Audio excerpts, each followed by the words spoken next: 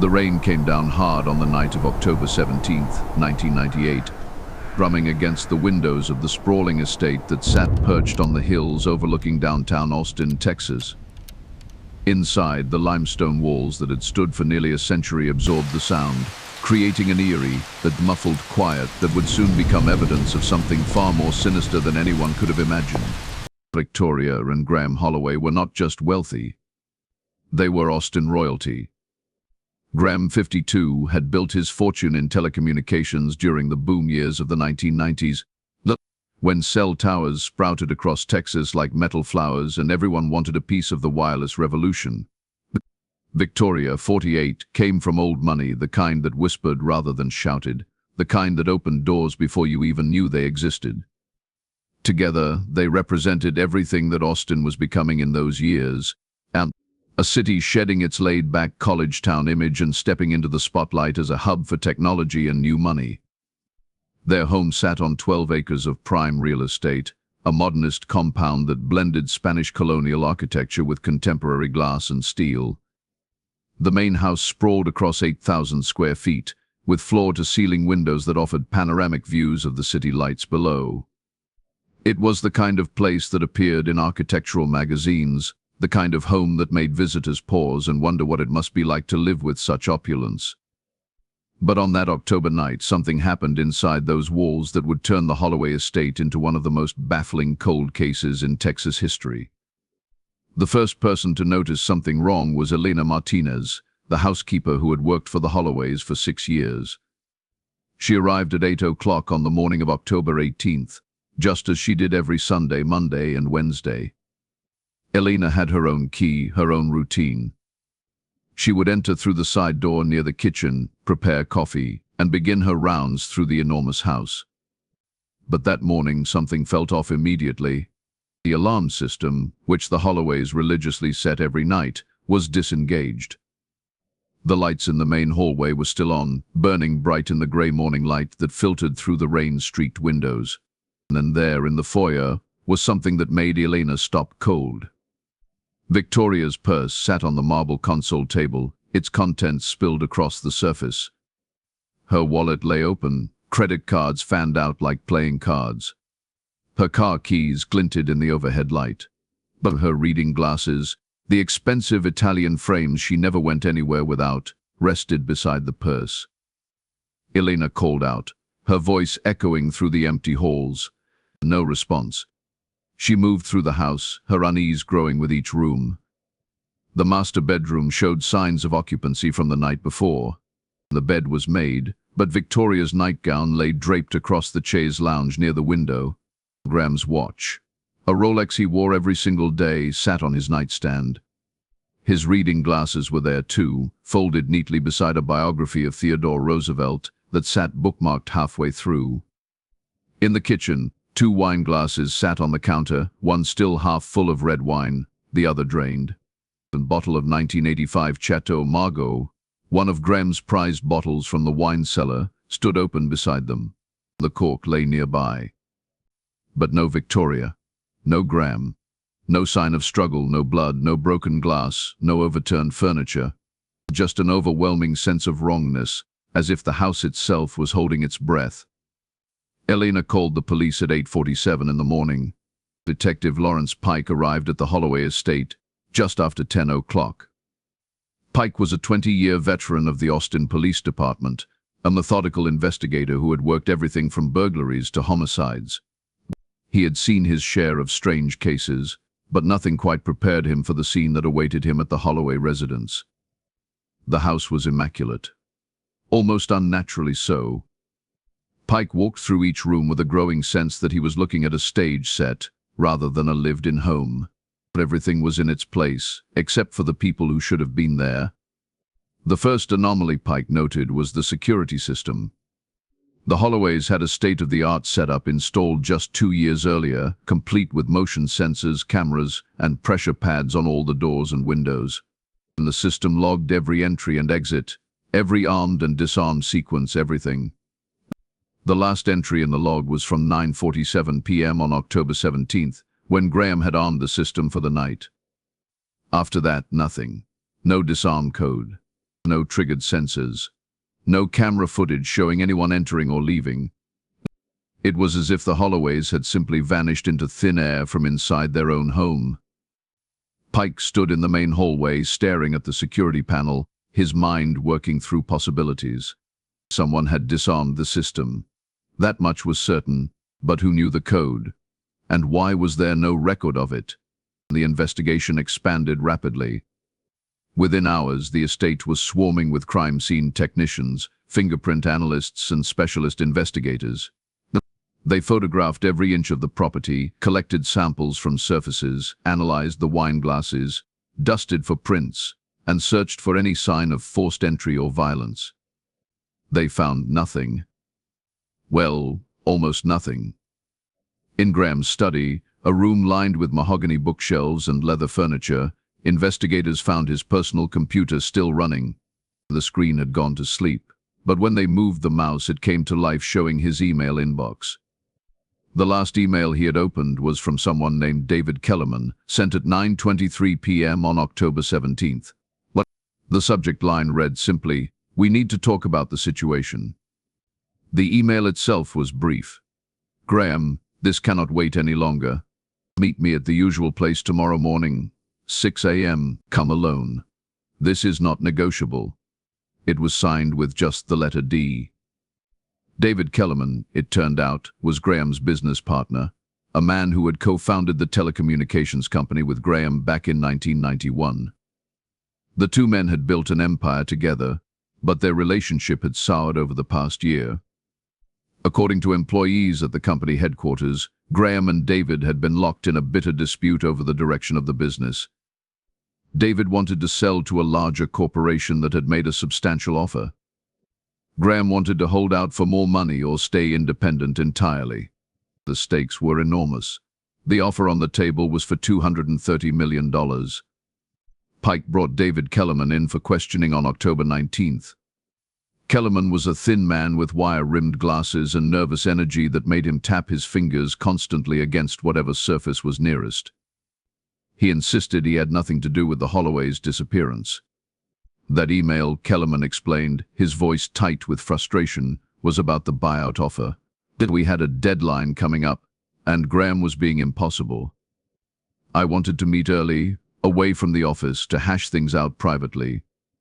That's all." "No."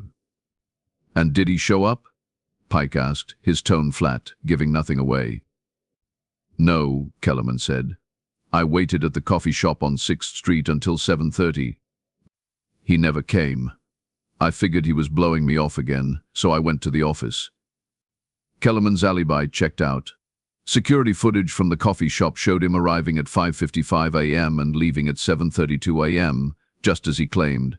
His whereabouts for the evening of October 17th were also accounted for. He had been at a business dinner with potential investors at a downtown restaurant until nearly 11 o'clock, with multiple witnesses and credit card receipts to prove it. But Pike's instincts told him Kellerman knew more than he was saying.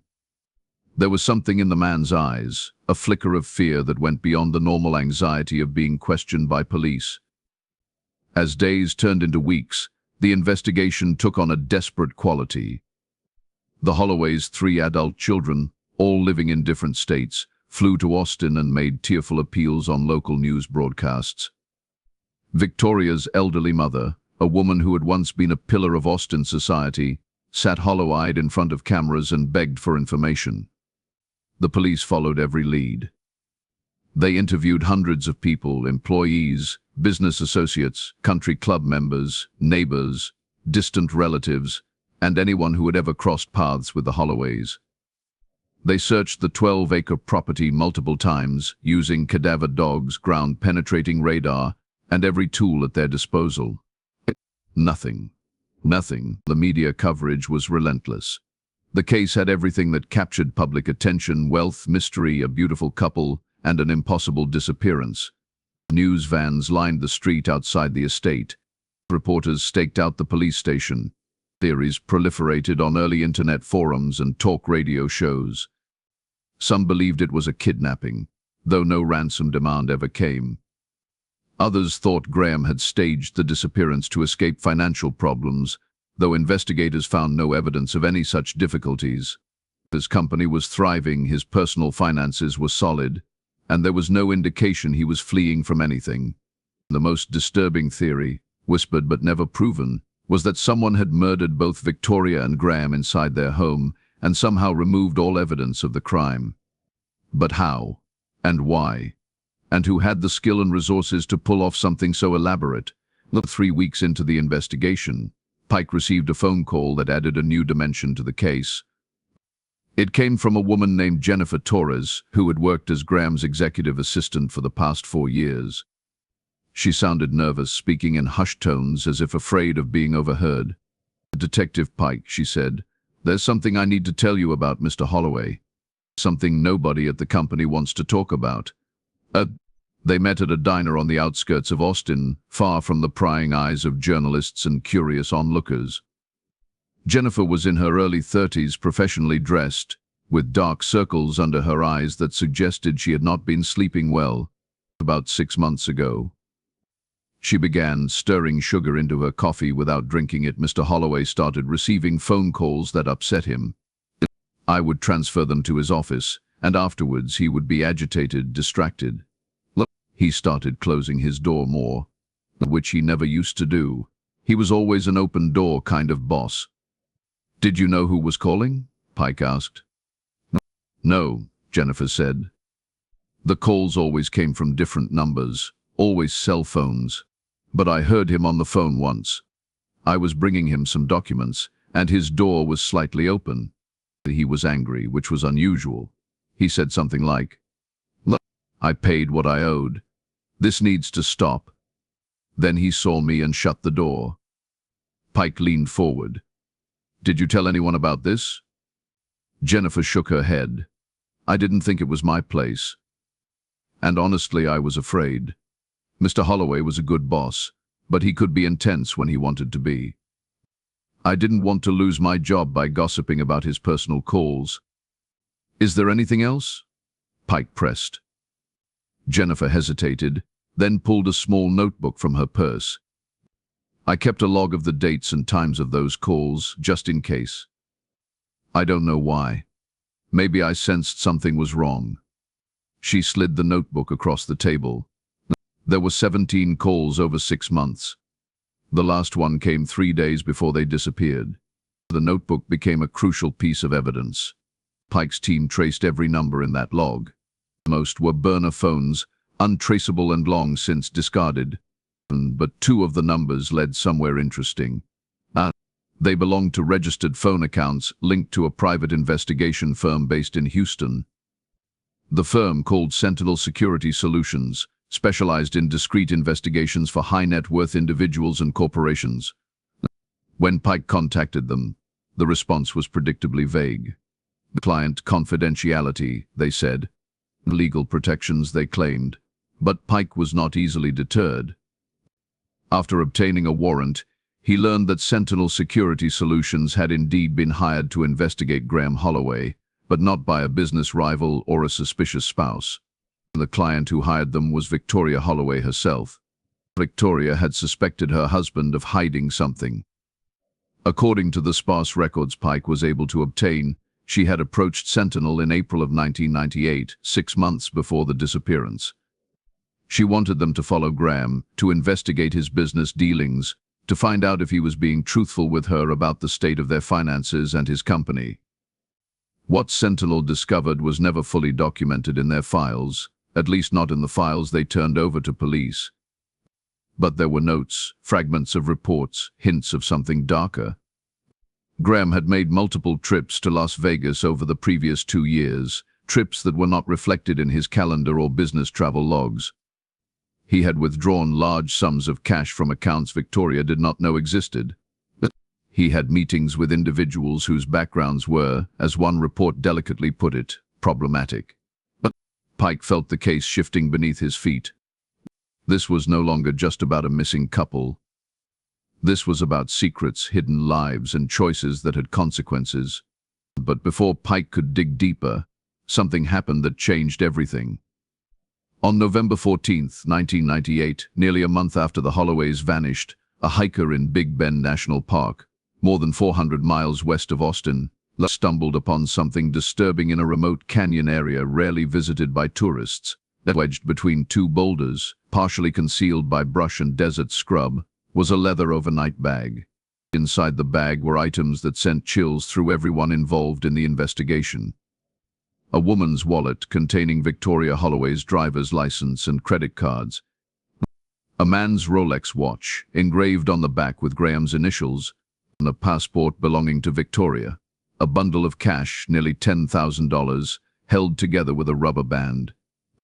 And at the bottom of the bag, wrapped in plastic, was a small digital camera, the kind that was just becoming popular in 1998. The camera contained 8 photographs. The images were dark, grainy, taken in low-light conditions. But they were clear enough to reveal something horrifying. The photos showed the interior of what appeared to be a storage unit or warehouse space. In the images, 2 figures could be seen, bound and gagged, sitting on the floor against a concrete wall. The figures were Victoria and Graham Holloway, and the expressions on their faces, even through the grain and shadow of the photographs, showed pure terror. The discovery of the bag in Big Bend created more questions than answers. How did it get there? Who took those photographs? Were the Holloways still alive when the pictures were taken? These, and most importantly, where were they now? Analysis of the photographs revealed frustratingly little. The concrete wall in the background was generic, the kind found in thousands of storage facilities across Texas. The lighting gave no clues about location.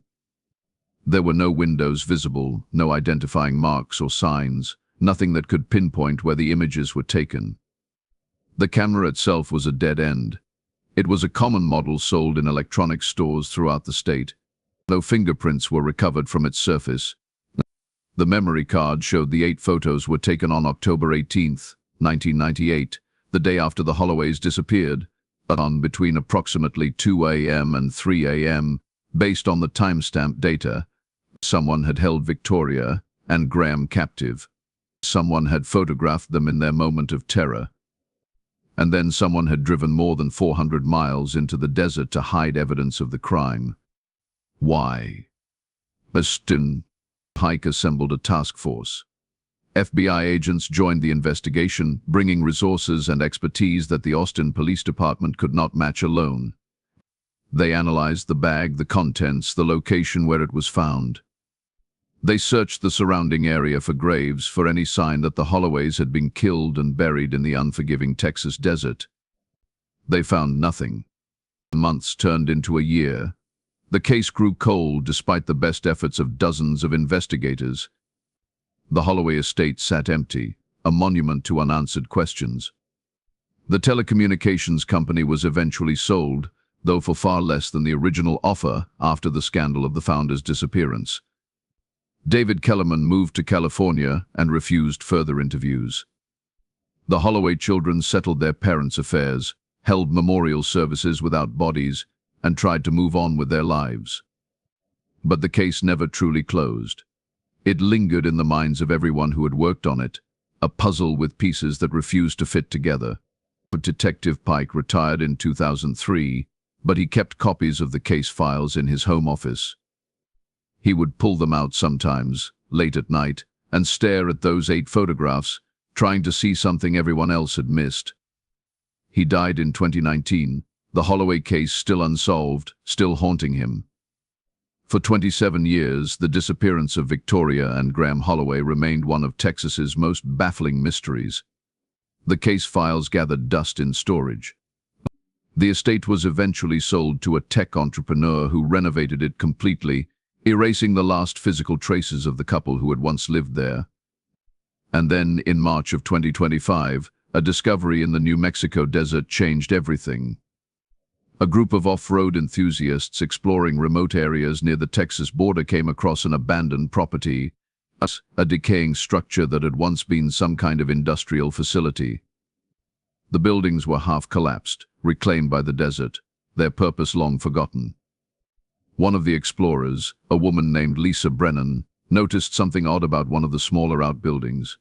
The door, rusted and hanging from broken hinges, opened into a space that seemed too small from the outside. She stepped inside, her flashlight cutting through the darkness, and realized there was a false wall. Behind that wall was a room. And in that room was a cache of items that would finally, after nearly 3 decades, begin to unravel the truth about what happened to Victoria and Graham Holloway. The room was small, no more than 10 feet by 10 feet, with concrete walls and floor. It looked exactly like the space captured in those 8 photographs from 1998. But that was not all Lisa found.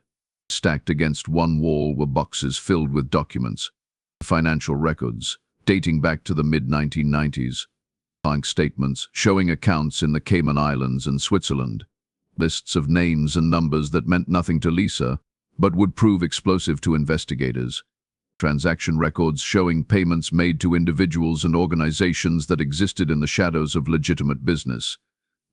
And in the corner of the room, sealed in plastic containers to protect them from moisture and time, were videotapes, dozens of them, each labeled with dates spanning from 1996 to October of 1998.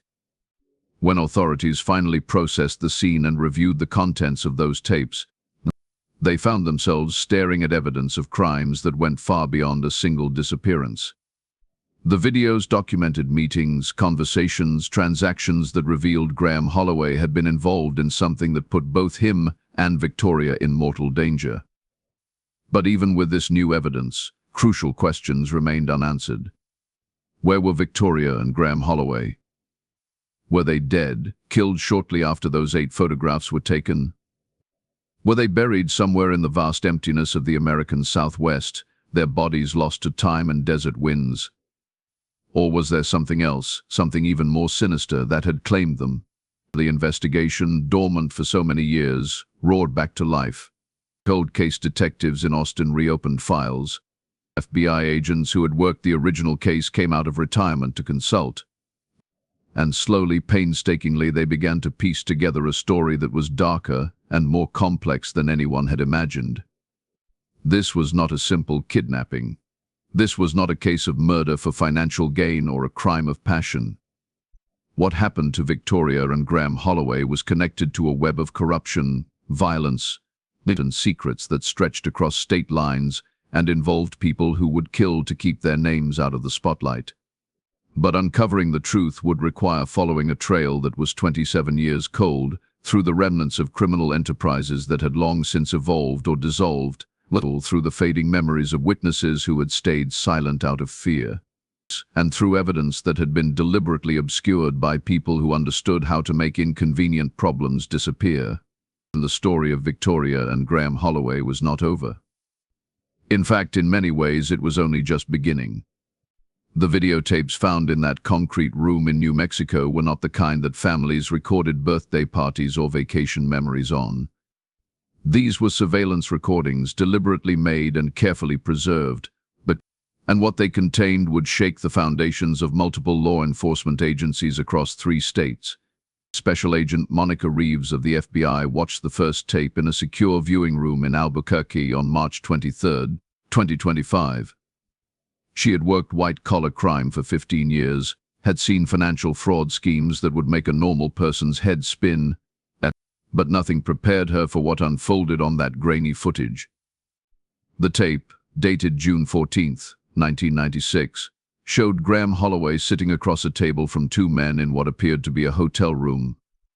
The audio quality was poor, but digital enhancement technology that did not exist in 1998 allowed technicians to clean it up enough to understand the conversation. Graham was negotiating, not a business deal in the traditional sense, but something far more dangerous. He was arranging for the transport of equipment across the Mexican border, and equipment that his telecommunications company manufactured but that had been flagged by federal regulators as potentially dual-use technology. The equipment could be used for civilian cell phone networks, but it could also be modified for surveillance, for intercepting communications, and for purposes that made it illegal to export without proper licenses. The 2 men across from Graham represented interests south of the border, interests that did not care about export licenses or federal regulations. They offered Graham $5 million for a shipment that would officially never exist, that would disappear from inventory records, that would cross the border in pieces and be reassembled far from the watchful eyes of American authorities. And Graham said yes. Monica Reeves paused the tape and sat back in her chair, the implications spreading out before her like ripples in dark water. This changed everything about the Holloway case. This provided motive, opportunity, and a whole network of potential suspects who would have reason to make Graham and Victoria disappear. She called in her team, and they began working through the tapes methodically, building a timeline, identifying the people who appeared alongside Graham, tracing the web of illegal activity that he had documented for reasons they could only guess at. Insurance, perhaps. Leverage. Or maybe, in some corner of his mind, Graham knew that what he was doing would eventually catch up with him, and he wanted evidence to bargain with if that day came. And by the time they finished reviewing all the tapes, a disturbing picture had emerged. Graham Holloway had not been a victim of a single crime. He had been a participant in a criminal enterprise that spanned years, that involved millions of dollars, that connected legitimate business with the underworld in ways that were as profitable as they were dangerous. But Victoria, as far as the tapes showed, knew nothing about any of it. She appeared in none of the recordings. There was no evidence she had participated in or even been aware of her husband's illegal activities, which made her disappearance even more tragic. She had been collateral damage, swept up in the consequences of choices she never made. The investigation now had direction, but it also had complications. Many of the people who appeared in those tapes were dead, killed in the years since the recordings were made, victims of the same violent world they had inhabited. Others had disappeared into witness protection programs or had fled to countries without extradition treaties. The trail was old, cold, and littered with dead ends. But there was one person who kept appearing in the tapes, a figure who seemed to serve as an intermediary between Graham and the various criminal elements he dealt with. The man never gave his full name on camera, was always referred to simply as Vincent, and his face was partially obscured in most shots, as if he knew where the cameras were and deliberately kept himself out of clear view. Forensic analysts worked with what they had, using facial recognition software on the partial images, cross-referencing them with criminal databases, immigration records, and every other source they could access. It took 3 weeks, but they finally got a hit.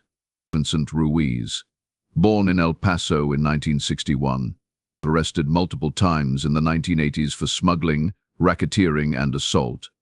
Believed to be connected to several criminal organizations operating along the border. And here was the crucial detail. Vincent Ruiz had been questioned by Austin police in November of 1998, just days after the overnight bag was found in Big Bend, as part of the sweep of potential suspects in the Holloway disappearance.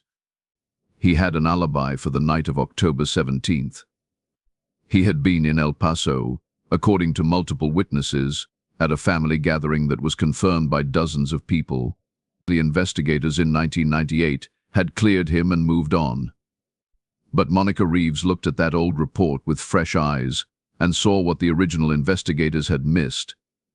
Vincent Ruiz had an alibi for that specific night, but that did not mean he was not involved. He could have ordered the crime. He could have planned it. He could have arranged for others to carry it out while he established his alibi hundreds of miles away. The problem was finding him.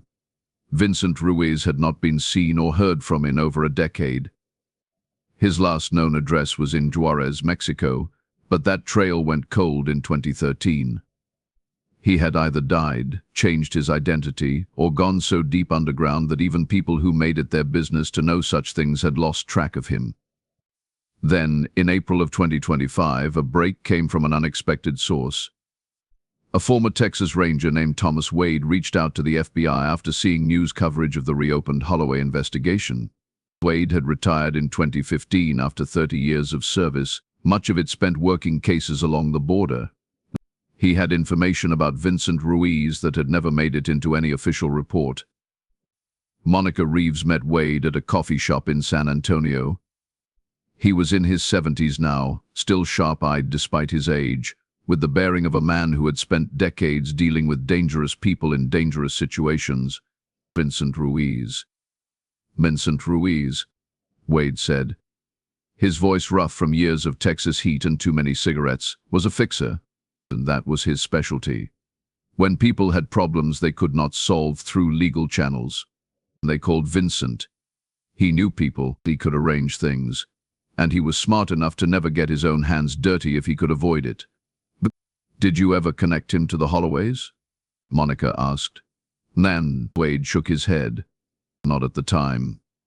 Back in 1998, I was working a different case, tracking weapons smuggling through Big Bend. When the Holloway bag turned up in the park, I made a note of it, thought it might be connected to what I was investigating. But the Austin detectives did not want rangers stepping on their toes, so I backed off. But you think there is a connection now? I know there is, Wade said. He pulled out a worn notebook, the kind investigators carried in their pockets, filled with observations and leads written in cramped handwriting. In 2001, I arrested a man named Carlos Fuentes for running guns across the border. While he was in custody, before his lawyer shut him up, he started talking, trying to trade information for a better deal. He mentioned Vincent Ruiz, said Vincent had bragged about a job he did in Austin. A clean job. Something that made him a lot of money and got rid of a problem for some important people. Monica leaned forward. Did he say what the job was? No, Wade admitted. But he mentioned the year, 1998. And he said it involved a couple who thought they were untouchable. Carlos laughed when he told me that part. That, said Vincent, proved nobody is untouchable if you know what you are doing. Why did you not report this? Wade's expression darkened. I tried. I wrote it up, sent it to Austin PD, sent it to the FBI field office. But Carlos recanted everything once his lawyer got involved, claimed he made it all up to mess with me. Without his testimony, there was nothing actionable. The report got filed away and forgotten. But it was not forgotten now. Monica and her team tracked down Carlos Fuentes, who was currently serving a 20-year sentence in a federal prison in Arizona for his third weapons trafficking conviction. He was 58 years old, looking at least a decade older, worn down by years of incarceration and the lifestyle that had led him there.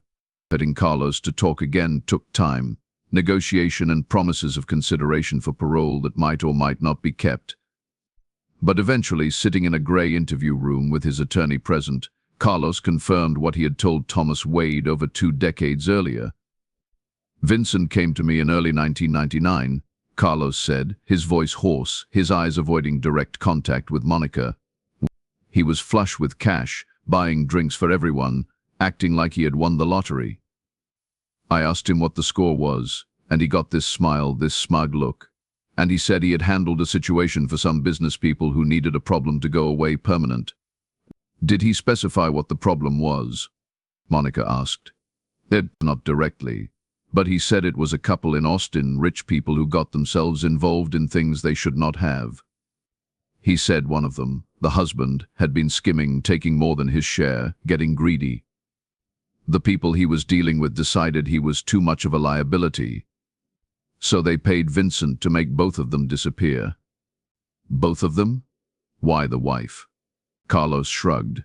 Vincent said she knew too much. Or maybe she would have figured it out eventually.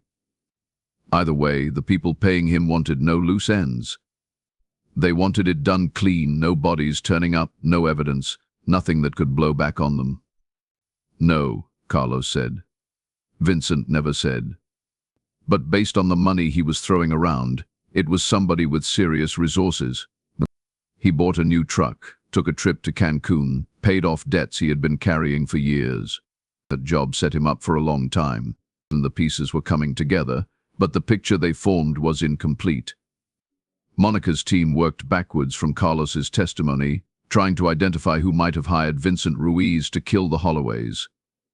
The videotapes provided potential candidates, men who appeared in multiple recordings, men whose body language suggested they were important players in whatever Graham had gotten himself involved with. One name kept appearing in the background checks and financial investigations, Luis Navarro. He had been a logistics coordinator for a company that did legitimate cross-border shipping, but intelligence reports from the DA suggested he was also coordinating shipments of a very different nature. In 1997 and 1998, at the same time Graham was arranging his illegal exports, Luis Navarro had been flagged as a person of interest in multiple investigations. But Luis Navarro had died in 2003, killed in what was officially ruled a robbery gone wrong at his home in Lareau. The case had never been solved.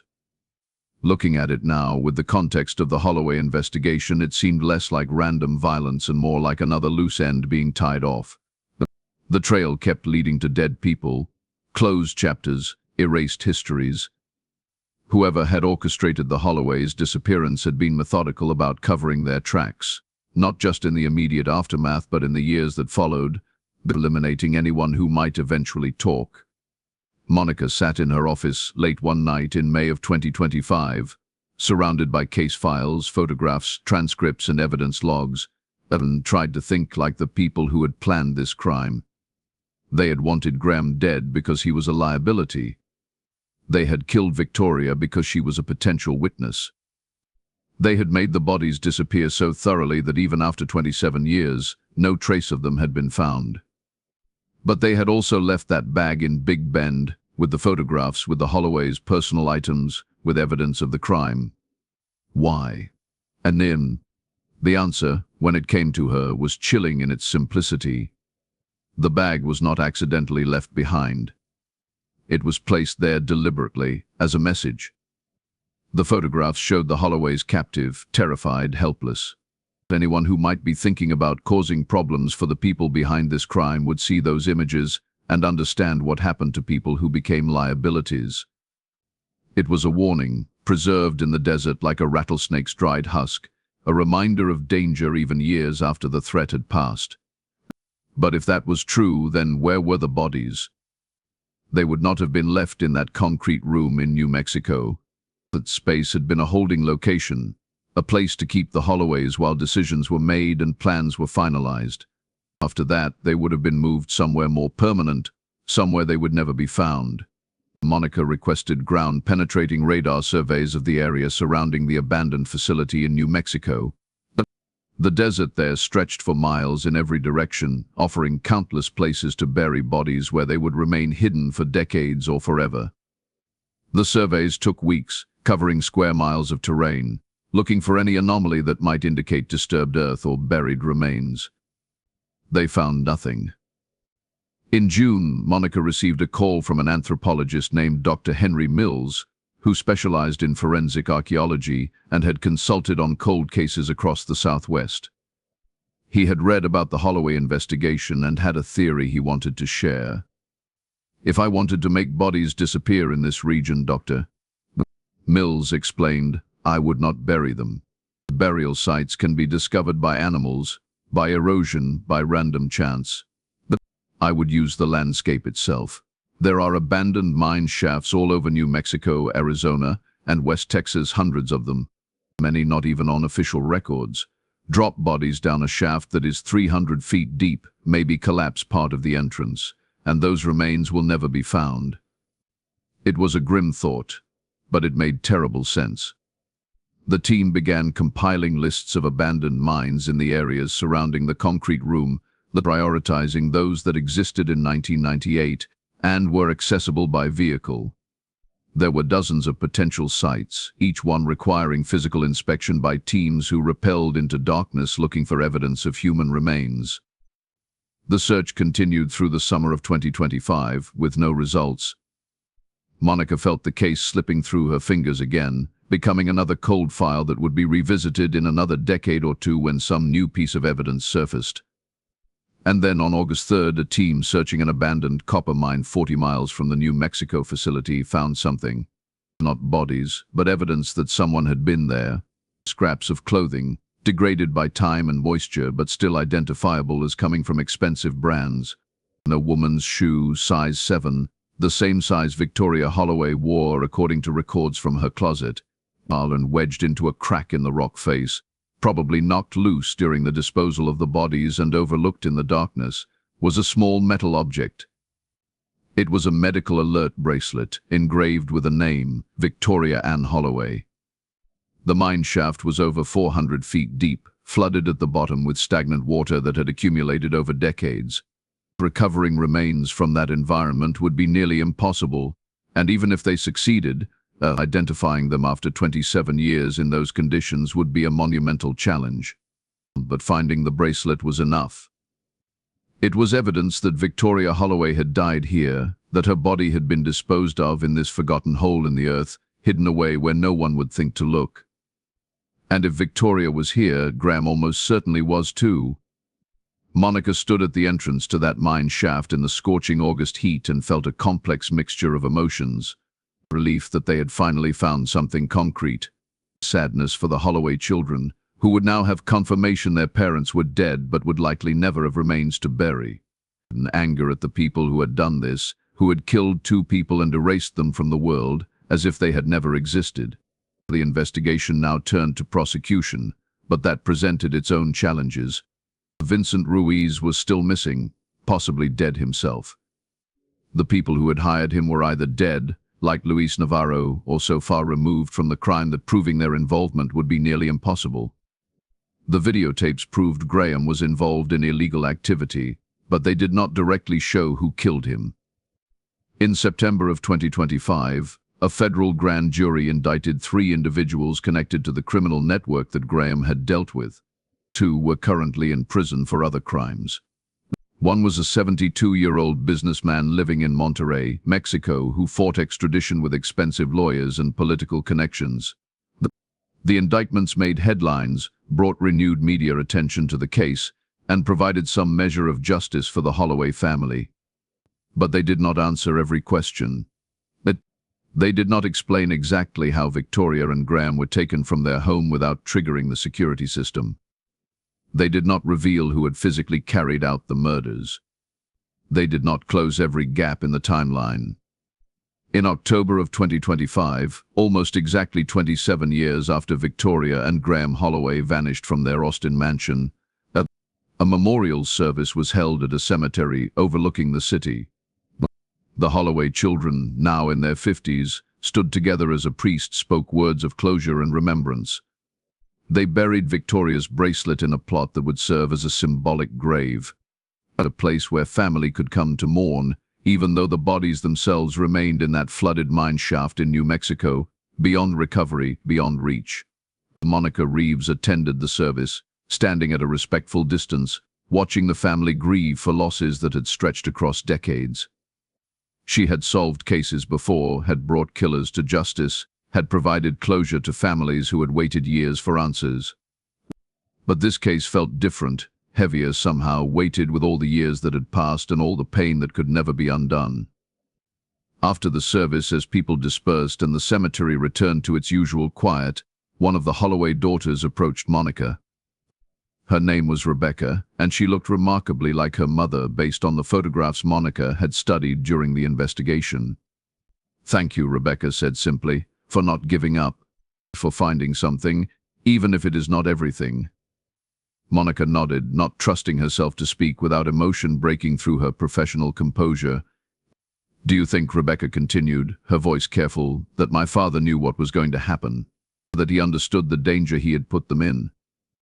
It was a question Monica had asked herself many times. Based on the videotapes, Graham had documented his illegal activities meticulously, as if building a case file against himself and others. Had he sensed the danger closing in? Had he tried to create insurance, evidence he could use to protect himself? I think, Monica said slowly, choosing her words carefully, that your father made choices he thought he could control. And when he realized he could not, it was too late to undo them. Whether he understood the full extent of the danger, I do not know. But I believe he tried, in his own way, to prepare for what might happen. Rebecca nodded, tears slipping down her cheeks. My mother did not deserve any of this. She was just trying to live her life with a man she loved. She did not know about the illegal things he was doing. She was innocent. I know, Monica said, and that is the real tragedy here. Your mother was killed simply because she existed, because someone decided she was a potential problem. She never had a chance to defend herself or escape or even understand what was happening. They stood together in silence for a moment, two women connected by a case that had consumed months of Monica's life and had defined Rebecca's entire adulthood. "Will there be a trial?" Rebecca asked. "Yes," Monica said. "The extradition process will take time, but eventually at least some of the people responsible will face justice. It will not bring your parents back, but it will ensure that what happened to them is officially acknowledged, that the truth is on record." Rebecca nodded again, then walked away to rejoin her siblings who waited by the cars. Monica watched them leave, three people who had lived for 27 years without answers, who had built lives on top of unresolved grief, who now had to process the truth that their father had been a criminal and their mother had paid the price for his crimes. The case would continue through the courts for years, appeals and legal maneuvers and procedural delays. Some of the indicted individuals would eventually be convicted. Others would die before facing trial. Vincent Ruiz would never be found, becoming one more ghost haunting the margins of the case, his ultimate fate unknown. But the core mystery was solved. Victoria and Graham Holloway had not vanished into thin air on that rainy October night in 1998. They had been kidnapped from their own home by professionals who knew how to bypass security systems and leave no evidence. They had been held in that concrete room in New Mexico while people who saw them as problems decided their fate. They had been murdered and their bodies disposed of in an abandoned mine where they would remain unrecovered and unreachable for the rest of time. The mansion where they had lived their last night was now owned by someone else, renovated beyond recognition, stripped of its history. The telecommunications company Graham had built no longer existed under its original name, having been absorbed and rebranded multiple times. The people who had known the Holloways personally were older now. Their memories faded, their lives moved on. But in the files of the FBI, in the archives of the Austin Police Department, in the memories of investigators like Monica Reeves who had worked the case, the story of Victoria and Graham Holloway remained. It stood as a reminder that wealth could not protect you from the consequences of your choices, that secrets eventually surfaced no matter how deeply buried, and that some crimes took decades to solve, but justice, however delayed and incomplete, could still be pursued.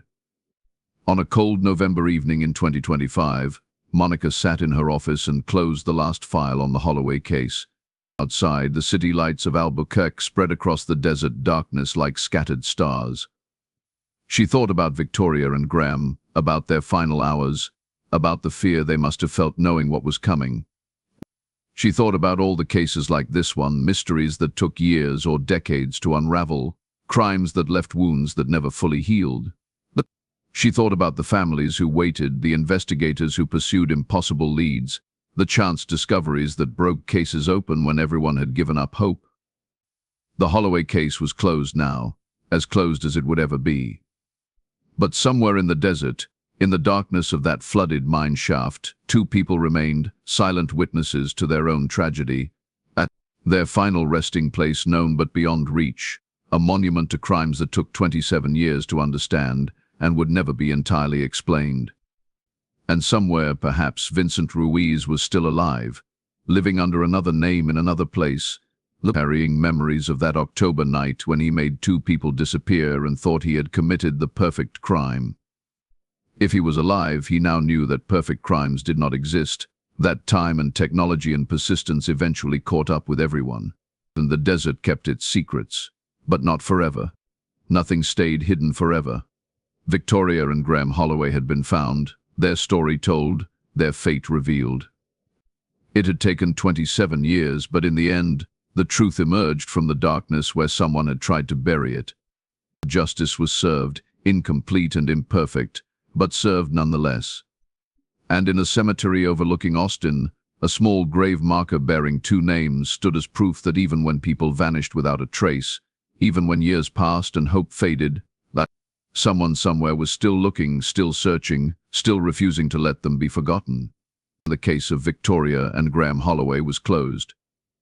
But its echoes would continue, a cautionary tale about choices and consequences, about the price of greed and the cost of secrets, about how quickly a life could be erased, and how long it could take to piece together what happened after everyone disappeared into the darkness.